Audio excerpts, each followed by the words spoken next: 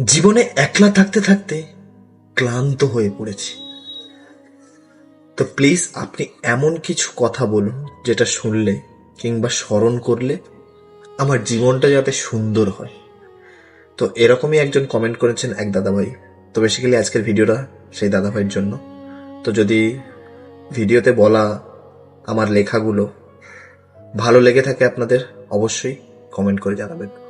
তো চলুন শুরু করা যাক।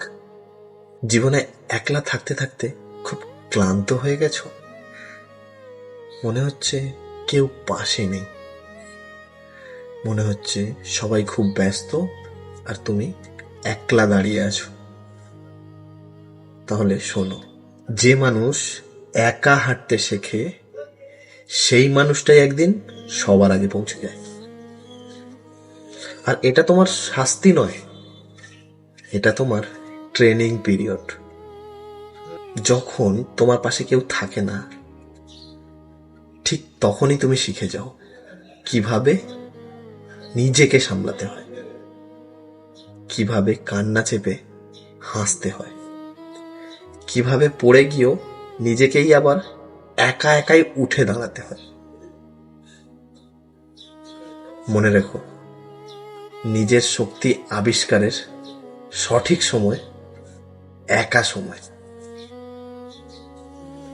আমি জানি আজ তুমি একা, কিন্তু এই একাকিত্বটাই তোমাকে বানিয়েছে।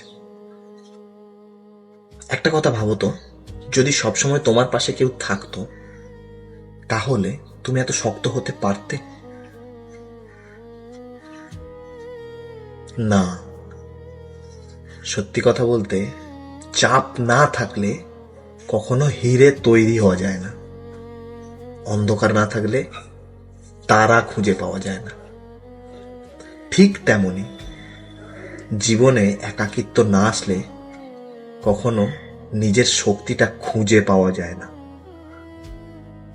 একটা কথা আজ মাথায় ঢুকিয়ে নাও, আমি একা নই, আমি প্রস্তুতি নিচ্ছি। ওকে?